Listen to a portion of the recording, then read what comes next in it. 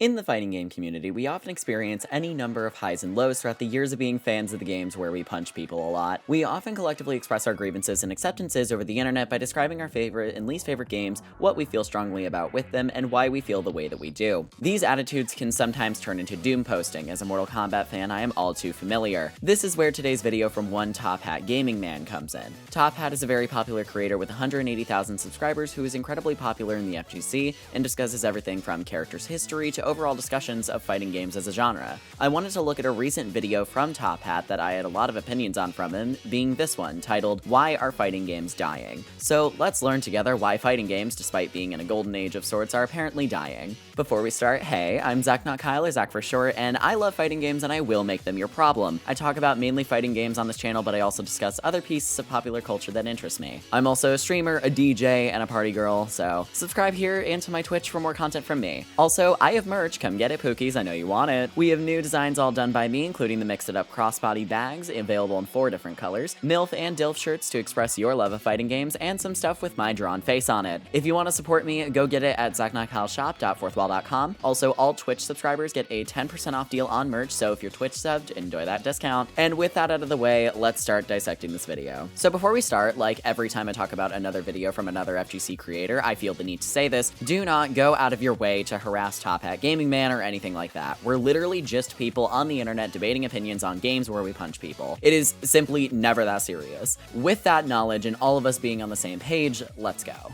Was this one of the worst years ever for fighting games? Wait, I know what you're thinking. Some of you are probably laughing and thinking, this person's crazy, right? Admit it. You've already started replays of the most epic moments from this year in your head. The incredible release of Tekken 8 that had us glued to our screens, the mind-blowing announcement that Mai Shiranui and Terry Bogard are stepping into Street Fighter 6, breaking every expectation. And then, seemingly out of nowhere, the Marvel vs. Capcom Fighting Collection dropped, a nostalgic surprise that hit us all like a perfectly timed hyper combo. So, I am crazy, right? Well, yes, but that doesn't detract from the point I'm about to make in this video. Because while it may seem like in some ways that this year has been phenomenal on the surface, there's more to this story than meets the eye. And when I say more, what I really mean is a lot less, as this is the least fighting game content we have been provided with since Street Fighter 2's success popped up back in 1991. Yes, that's right, we have been mostly starved out of new fighting game experiences as choices across the genre are dying out. As beneath the hype and headlines, if we stop swinging the nostalgia Kool-Aid for a second, next to nothing new or exciting has transpired this year. So join me today as we look back at a year that made many of us very excited over very little, and sadly why we have been more deprived of new fighting game content than at any point in modern history. Okay, this claim is hyperbolic to me. 2016, 2021, and 2022 were all definitively worse than this year in terms of output. 2021 literally had like Strive and not much else. 2022 had Multiversus, DNF Duel, and KOF 15 to carry it. Not to say that KOF 15 is bad, it's just when that's your company, what can you really do? And 2016 had the worst Mortal Kombat DLC to ever exist, being Combat Pack 2 from MKX, and also we had KOF 14 and Street Fighter 5 releasing in their worst states. There were definitely worse years than this year, so I feel like this claim is just here to hype up the video. While the games I just mentioned clearly have their fan bases, and deservedly so, I can't help but feel increasingly frustrated with the state of the fighting game genre lately. It's been feeling downright stagnant, with new releases trickling out at a snail's pace. Honestly, it's the polar opposite of when I was a kid and fell in love with this style of gaming, when every year brought something fresh and exciting, on multiple occasions. This is absolutely the case, but it's important to consider the context in which the games from Top Hat's era were developed. Fighting games as a whole were far cheaper to produce than they are now. Several fighting games would palette swap characters, there were more frequent releases, and re-releases were incredibly common. Nowadays, AAA-produced fighting games are high risk, high reward. These games have huge price tags and require millions to produce in some cases. On top of this, smaller fighting games, like some that Top Hat will talk about later on, feel the need to compete with the bigger releases coming from huge studios, and that's where the distinct difference lies. We're not in the 90s anymore, and gaming has progressed far too much for this to be the standard. If we're talking major fighting game releases, the only brand new title we've gotten this entire year is Tekken 8, and that came out way back in January. Is it any wonder it feels like we've been waiting an eternity for publishers to give us something truly new to sink our teeth into? Well, compared to the past, that's an absolutely absurd amount of time for even a single fighting game developer to go about releasing something new, let alone the entire industry collectively serving up next to nothing. At first, I thought maybe I was being overly critical, or perhaps I must have missed something. However, 2 other sources all but confirm how little has gone on this year. Firstly, all you need to do is look at the fighting game nominees for Jeff Keighley's dubious Game Awards. And hilariously, Tekken 8 is the only actual new versus fighting game up for nominations. The rest, a sorry lineup. I know this to be definitely wrong. Granblue Fantasy vs. Rising was released in December last year and wouldn't have qualified for the Game Awards nominees simply due to its release date. Tekken 8 dropped in January as well. That is not to say that I think this year hasn't been without its extremely weird nominations for fighting games, looking directly at Multiverses for this one. The game was nominated in this category back in 2022 and also was heavily panned on its full release. We also got the Marvel vs. Capcom fighting game collection, which was a questionable choice but also kind of made sense in my head simply because of all the new things that were brought to these old titles. I'll save the last nominee for the next point I'm going to make, so let's continue. Granblue Fantasy vs. Rising, which released back in 2023, Multiverses, a game we've been able to play since 2022, Marvel vs. Capcom Fighting Collection, which is just a bundle of ancient arcade games, and Dragon Ball Sparking Zero, which, let's be honest, isn't a traditional versus fighter. It's an arena fighter that doesn't belong in the same breadth as these other titles. It's from a different genre completely. Incorrect. The title of this category is fighting games. There is no specific bar on the type of fighting game that it is. That is why you can have Multiverses, a platform fighter, Tekken 8, a traditional fighter, and Sparking Zero, an arena fighter, in the same category. To be clear, I think there are better nominations that could have been chosen, specifically swapping out Multiverses and the MVC collection, but we'll get there when we do. The fact that Tekken 8 is the only remotely fresh versus fighter to make it into this category speaks volumes about how laughably little has happened in the fighting game scene this year. Let's be honest, a few more actual new fighting games were released besides just Tekken. There were a handful of indie fighting games, along with efforts from smaller studios, but they were completely ignored at the Game Awards in favour of games that didn't even belong in the category. But really, are we surprised? This is the Game Awards we're talking about, a hollow spectacle where corporate shills gather to pat each other on the back, flaunt trailers for games that weren't released for years, and hand out awards to whatever titles had the biggest marketing budgets. I'm going to take a moment to agree on this point because the Game Awards are not only likely rigged, but ridiculously out of touch with what gaming is, and it just shows that those at the top fundamentally misunderstand the audience that they pander to, so I will give Top Hat this for sure. It's no wonder the fighting game category feels like an afterthought, crammed with nominees that sold okay but barely qualified in order to fill a quota. If anything, the fighting game category is a disheartening reminder of how far the genre slid down the ladder of industry importance. To truly grasp how little effort has gone into releasing new fighting games this year, a quick visit to FightersGeneration.com paints a bleak picture. Their timeline section lays it all out, year by year, showing the steady decline in fighting game releases. For 2024, the site lists a measly 5 titles, and these include Tekken 8, the one AAA fighting game release of the year, Marvel vs. Capcom Fighting Collection, a compilation of old games, not a new entry, Rage of the Dragons Neo, another re-release, and 2 additional overlooked titles. So before we officially declare this year a bust and explore why the genre's output has dried up, let's take a moment to look at the outings that the Game Awards and others have chosen to fully ignore. Let's start with this one, Blazing Strike. Blazing Strike is a 2D fighting game developed by Rare Breed Makes Games and published by Arxis Games. Released on October 17th, 2024, the game draws heavy inspiration from classic arcade fighters, created by industry legends like Capcom and SNK. Blazing Strike was brought to life with the goal of paying homage to classic fighting games while adding a fresh twist to the genre. It aimed to capture the excitement and nostalgia of early 2D pixel art fighting games, while incorporating modern mechanics to appeal to both long-time fans and newcomers. Amongst the gameplay, a unique rush system feature can be found, which allows players to enhance moves, chain combos, and increase movement speed. The roster includes 14 diverse fighters, each with distinct playstyles, as well as 3 hidden bosses. Players can enjoy several modes, including a full story mode with extensive cutscenes, dialogue, and missions, along with Versus Arcane Online mode, supported by rollback netcode for smoother online play. The reception to Blazing Strike has been mixed. Critics and players alike have praised its retro-inspired art style, noting the tall, well-rendered sprites and smooth animations reminiscent of classic SNK titles. However, many reviewers have criticised the game's limited depth and lack of innovation. While its nostalgic elements were well received, some reviewers found the fighting mechanics to be underwhelming and the story poorly executed. On Steam, it holds a mixed rating based on user feedback, reflecting its divisive nature among players. Despite its mixed reception, you can clearly see a great deal of love was poured into this one, with it serving as a unique tribute to the legacy of 2D fighting games, combining nostalgic aesthetics with modern gameplay mechanics. But you can see why this title hasn't been talked about a great deal yet compared to other fighters from over the years. Who knows though, with a Super Turbo Champion Edition or 2, maybe things could change. I have yet to do a full review of Blazing Strike because I do plan on it, but I don't think that this game was going to get nominated regardless. Not only is the audience for this game really small, but the game's mixed reception is worse than what Top Hat is describing. The reason is due to balancing and game-breaking errors that were somehow missed in development. Like, for example, with one of the characters, his throws were just making the game level completely shift. It was really weird. I wish it had a bit more to it, but overall, it's still a decent game, and things have been getting patched out slowly, so hopefully this game does get more love as time goes on. Earlier this year, we also got Undernight, inbirth 2, a 2D fighting game developed by French Bread and published by Arc System Works. Released on January 25th, 2024, it serves as a sequel to Undernight inbirth and brings the events of the original game to a dramatic conclusion. Available on PlayStation 4, PlayStation 5, Nintendo Switch, and Microsoft Windows, the game continues the series' legacy of blending complex mechanics with engaging storytelling. The roster has been expanded to 24 fighters with the introduction of 3 new characters. Each fighter comes with unique moves and playstyles, providing a rich and diverse combat experience. New gameplay mechanics such as Creeping Edge and Celestial Whirlpool add layers of strategic depth, while the visuals have been upgraded with high-definition edition pixel art. Additionally, the game includes a full story mode that concludes the narrative of the Hollow Knight, offering fans closure to the series' overarching plot. The game has been generally well received by players and critics alike. The refined combat mechanics, diverse character roster, and engaging story mode have garnered praise. The addition of rollback netback code has been particularly appreciated, delivering a smoother and more reliable online experience. However, some critics have pointed out a lack of significant innovation in certain areas and suggested that the presentation could be more polished. With its blend of mod enhancements and classic gameplay elements, Undernight inbirth 2 successfully delivers an experience that appeals to both long-time fans of the genre and newcomers seeking a deep and rewarding fighting game. While it may be more niche compared to Tekken 8,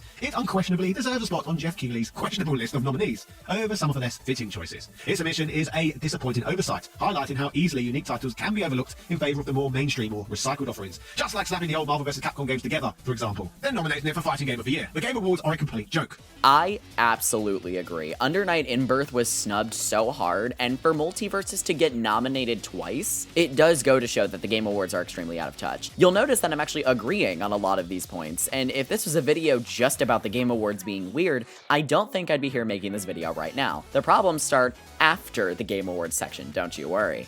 Rivals of Aether 2 is a 2.5D platform fighting game developed by Aether Studios. Released on October the 23rd, 2024 for Microsoft Windows via Steam, this is a direct sequel to the acclaimed 2017 title Rivals of Aether. This installment marks a shift from 2D pixel art to 3D models, introducing new mechanics like shielding, grabbing, and ledge interactions while retaining the fan-favourite elements such as parrying. These changes aim to enhance the depth of gameplay while making it more accessible to a wider audience. Led by Dan Fornis of Aether Studios, a man we've talked about before on here in the past, and supported by Ludwig Agrens of Brand Games, after a successful Kickstarter campaign, Rivals of Aether 2 showcases their dedication to advancing the platform and fighting genre. The team prioritised creating a well-rounded experience by appealing to competitive players while expanding single-player and casual content, ensuring a balanced offering for all types of players. Not bad for a lad who first made a Super Smash Bros. Fan game. Rivals of Aether 2 has been widely praised for its competitive depth and accessibility. The inclusion of new mechanics like shields and ledge grabbing have been noted as significant steps forward, striking a balance between catering to newcomers and satisfying veterans. Additionally, the game's monetization model provides free future characters and modes while offering optional cosmetics, and this has received commendation for its player-friendly approach, something that certainly cannot be said for Tekken 8, Mortal Kombat 1, or Street Fighter 6. All three of those big games have been criticised recently for being greedy and predatory. Many would indeed view Rivals of Aether 2 as a worthy contender in discussions about the year's most significant fighting game releases. However, for whatever reason, the Game Awards didn't feel the same about it as I do. Rivals 2 is also incredibly well made and really did live up to its hype. I'm glad it saw the light of day, but I think the problem this game would have is the release window. I looked at the Game Awards page, and it seemed like all of the games nominated released in October or earlier, and Rivals 2 dropped on October 23rd, which is incredibly late in the game, so it didn't have a lot of time to find its footing before the nominees were announced. If it was released pre-Sparking Zero, I actually think it would stand a chance. So when you add these three smaller releases to Tekken 8, we're left with a grand total of 4 new fighting games for the year. 4. And yes, I suppose I might have missed a few ultra-obscure titles that slipped under the radar, so please by all means feel free to enlighten me in the comments if you're eager to defend the year's output. But let's be real, compared to the golden days of the genre, this tinsy-wincy list of output is downright embarrassing. But this is insane, right? As we keep getting told, competitive fighters are more popular than ever. So if this is the case, why are we getting so very few good new ones? Let's discuss. The rise of esports infrastructure, driven by platforms like Twitch and YouTube, has made fighting game tournaments more accessible than ever to a global audience. Events like EVO and Capcom Pro Tour now have the reach to showcase the incredible skill of top players to millions. Many enjoy watching these events as fighting games themselves are highly viewer-friendly. The straightforward, intense nature of two players facing off in short, action-packed matches makes them easy to follow, even for casual viewers. Over the years, iconic franchises like Street Fighter, Tekken, and Mortal Kombat have further strengthened the genre, building loyal communities through years of updates and consistent support. Meanwhile, advancements such as rollback netcode have revolutionized online play, ensuring a smoother, more competitive experience, thus making high-level matches accessible to players around the world. However, despite this surge in popularity, the industry is seeing fewer new fighting games than ever before. Like video games from most popular modern genres, development costs for fighting games are getting steeper and steeper, requiring extensive balancing, precise animations, and robust netcode.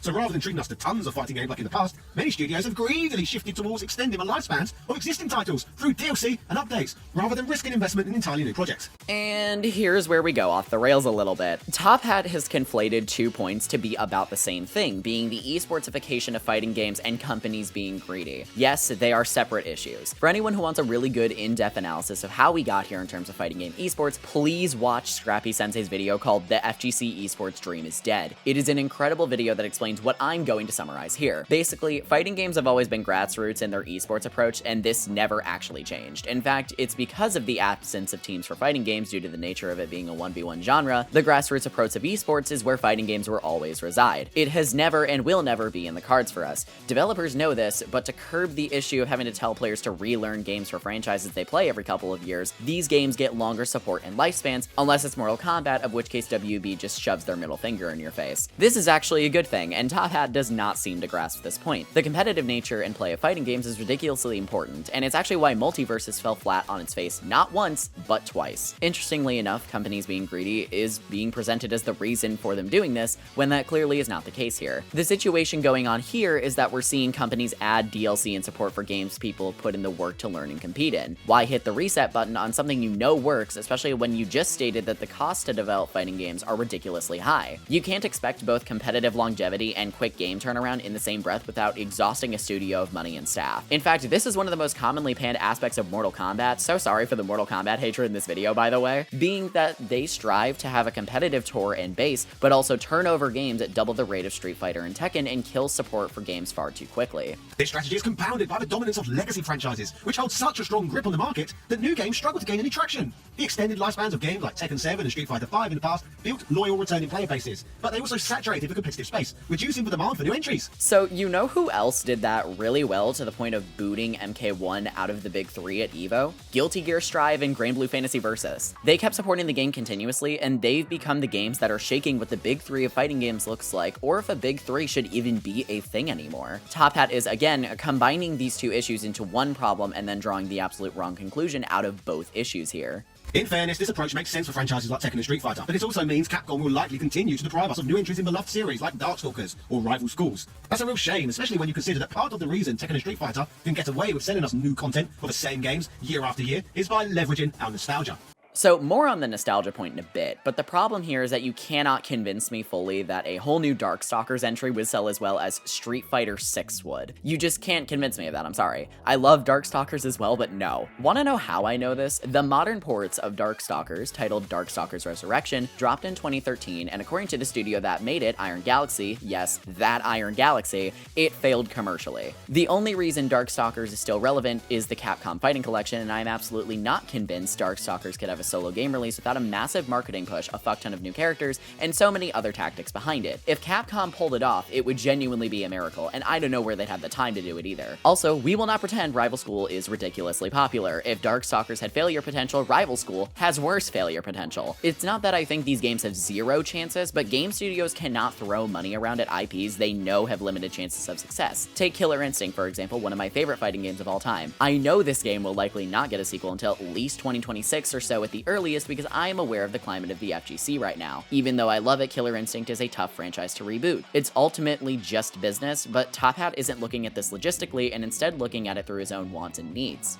Just look at this year's Street Fighter 6 announcements. Every single one of the 4 new characters revealed hails from past games, with no truly original fighters introduced. That's no accident. It's a calculated move to keep fans invested by tapping into our love for what's familiar, rather than taking risks with something fresh. Okay, nostalgia is a factor, yes, but it is not the sole factor. Also, Aki dropped year 1 as the second character for Street Fighter 6's DLC. What do you mean? Also, the most calculated move for Street Fighter in particular, I guess, would be the fact that Ken and Chun-Li are going to be in Fatal Fury, City of the Wolves, and Mai and Terry are in Street Fighter 6 to cross-promote the games. That's not nostalgia, that's cross-promo for a lesser-known franchise to add a potential layer of foolproofing to make sure it works, by encouraging a massive audience like Street Fighters to check out this other lesser-known game. In fact, this actually promotes the thing that Top Hat wants the gaming industry to achieve, being the creativity and bringing back of older franchises. Fatal Fury was dormant for 25 years, so having a massive cross-promotion with Capcom makes it so that this game immediately has all eyes on it. Think of it this way, let's say Top Hat is right in that Darkstalkers should return, which I would love to see. I think it's a hard sell, but I think it'd be cool. Would you not want a game like Tekken, Street Fighter, or Fatal Fury to be like, hey, give us John Talbane and Morrigan, and we'll give you Ryu and Akuma, or Devil Jun and Nina, or Hotaru and Rock Howard. That is the easiest way to market yourself to fighting game fans. Everyone wins, your guess makes sense. I don't slam my head in the wall because unlike Mortal Kombat, who puts 80s and 90s mascots into a hat and chooses one at random, we actually get good utilization of guest characters, and it works out. Not everything is calculated in the way you're thinking it is. There's usually 3 layers of equations going on here. You gotta play the game of business right to get your game anywhere in the current landscape of gaming. This reliance on nostalgia has become a cornerstone of the fighting game industry's current strategy, encouraging players to keep paying for updates, DLC, and anniversary re-releases of legacy titles. Studios have discovered that revisiting beloved franchises and characters over and over and over and over again is a safer bet than investing in new IPs or reviving dormant ones. By feeding us the nostalgia Kool-Aid, they tap into our fondness for the golden age of arcades and console classics, knowing we're more likely to spend on content tied to the games we grew up with. While this approach keeps iconic series like Street Fighter and Tekken alive and thriving, it often comes at the expense of creativity and risk-taking. Fans of cult classics, as highlighted like Darkstalkers and Rival Schools, are left longing for new entries as studios prioritize wringing every drop of profit from only their most popular brands. Just rewind a bit to the point about confusing issues with one another, moving on. This strategy not only limits variety in the genre, but also highlights how nostalgia, when monetized to excess, can stifle innovation and prevent beloved but less commercially successful franchises from getting the attention they deserve. And it does a lot of explaining as to why there have been so few new fighting games released this year, or in the last decade at all, to be honest. It's also deeply disheartening that the broader gaming industry's obsession with live service models, battle royales, and RPGs means we'll get less and less fighters, as these genres offer broader appeal and higher financial returns. Okay, so this is what we call in the business some made-up shit in your head. The big 4 developers of fighting games are Bandai Namco, ArcSys, NetherRealm Studios, and Capcom. While it is true that Riot, who made League of Legends, is currently making 2XKO, the crossover of developers making the genres that Top Hat is listing is incredibly minimal. On top of this, why do you think Riot, a company notorious for making huge cuts for their games, would be ballsy enough to make a fighting game based on an IP stemming from a completely separate genre of video game than the one that they are currently developing? There is clearly a market there. Other companies want to be the FGC so bad. WB fumbled so hard with Suicide Squad Kill the Justice League that they put their faith in Mortal Kombat 1, not that they should, but it demonstrates the faith companies have in this community. Bamco literally has said that Tekken is keeping them alive right now. These games have incredible power. This is just a false equivalency that's here to overinflate Top Hat's weak argument. This has pushed publishers further and further away from investing in new fighting games. By this point, you could almost argue that fighting games themselves are a nostalgia genre. Fighting games, with their steep learning curves and niche appeal, are seen as riskier investments compared to more accessible genres. This is despite the fact that fighting games have a vibrant competitive scene and passionate communities that actively keep the genre alive. Unfortunately, the financial success of new fighting games often doesn't match the dedication of their fan base, making publishers hesitant to take a chance on fresh ideas. As for the rise of fighting games now being played at a professional level, occurring at the same time publishers are slowly giving us less and less fighting game content, this paradox is bittersweet. On one hand, the genre is enjoying unprecedented visibility and competitive prominence, with events and players reaching mainstream audiences. On the other, its growth is almost entirely relying on refining and extending existing franchises rather than creating new ones. Again, conflating these arguments with one another for the sake of inflating a weak point. Fighting games have become more insular and have a steep learning curve, yeah, but when you're locked into this community, you're locked in. That's why our competitive scene is so big, and why so many smaller games strive for those bigger stages and work their asses off to get there. What boggles my mind here is that Top Hat has laid out the divide between indie and AAA fighters incredibly, but manages to fumble the entire video premise by saying wah companies want profits and DLC, when that is only part of the issue and varies dramatically based off of what game you're talking about to begin with. This has led to a golden age of competitive play, but a troubling decline in innovation and variety. While the spotlight on the genre has never been brighter, the shrinking number of new releases is a sad reminder of how industry priorities are increasingly driven by profit over creativity, resulting in a dire lack of diversity in the genre, and saddest of all, a lot of potential fun lost. Unless something drastically changes, the outlook for freshness in the fighting game genre is bleak, and I can only see it getting worse from here. New, big releases are becoming rarer and rarer, while the same tired big brands cling to their monopolies like dogs with an old bone. Studios seem content to milk their golden geese dry, re-releasing the same games from the same series with shiny new coats of paint and sprinkling a few nostalgia-driven DLC packs to keep us hooked. Meanwhile, any hope for bold, fresh entries in the genre is brushed aside as too risky because heaven forbid publishers take a chance on innovation when they can just sell us the same games for another decade. That is just so not what's happening. When these big franchises come back, they're entirely different, even if there's remnants of their previous selves. Street Fighter 6 reinvented itself with its combat systems and new characters. Tekken 8 furthered its story and improved upon its graphics significantly, and added a variation of modern controls for newer players. Hell, Mortal Kombat looks like a different franchise every time it returns at this point. I don't know where this point's coming from. In 1999, we got Bloody Roar 2, Bariki 1, Dead or Alive 2, Fatal Fury First Contact, Fatal Fury Wild Ambition, Final Fight Revenge, Yaru Mark of the Wolves, King of Fighters 99, King of Fighters EX Neoblood, King of Fighters R2, Martial Masters, Mortal Kombat Gold, Plasma Sword, Samurai Showdown 2 Pocket, Samurai Showdown Warriors Rage, Soul Calibur, SNK vs Capcom Match of the Millennium, Street Fighter 3 Third Strike, and Tekken Tag Tournament, where this year we got Tekken 8 and a couple of indie games. See the problem? If this pattern continues, the fighting game industry risks becoming little more than a stagnant relic, coasting on its past glories while alienating anyone who dares hope for something new or exciting. Okay, so the rapid-fire list of games means little to nothing because you are just reading names of games. You're not explaining what innovation they had, how they moved the genre, the scene they've created, the impact of the franchises, and whether or not any of them were good enough to stand the test of time. Looking directly at Soul Calibur and Dead or Alive for this one. Say what you want, but Street Fighter, Tekken, Guilty Gear, Granblue, and others have made games that deserve to be kept alive and updated for years. These games are good, they aren't stagnant, they have new characters and updates regularly, and most importantly, respect the work that you, as a fighting game player, are putting into the game that you're playing by keeping those gameplay mechanics and revitalizing them in new ways. So overall, this video from Top Hat Gaming Man is just misguided. It's blaming the wrong things for the wrong issues. If you wanted to talk about corporate greed, talk about the stages in Tekken or the upcharge of Mortal Kombat DLC. If you want to talk about competitive scene pressure, discuss how Mortal Kombat's 4-year run is disrespecting the work of its players through sweeping gameplay adjustments. If you want to talk about the stagnation in releases over the years, talk about the impossible bar that AAA titles have set for indie developers and new IPs and creative ideas. There are points here to be made, but they're all just jumbled up into monetization and esports are bad and not much more, which is why I feel that Top Hat Gaming Man has lost the plot. And that is where I'll leave today's video. So do you agree with Top Hat's stance? Do you agree with my stance? Are there any fighting game entries or DLC you're hyped for in 2025? Let me know in the comments down below. And with that, I'm gonna go develop a pixel-based 2D fighter like the good old days of the 90s that I wasn't alive for. Bye, sis.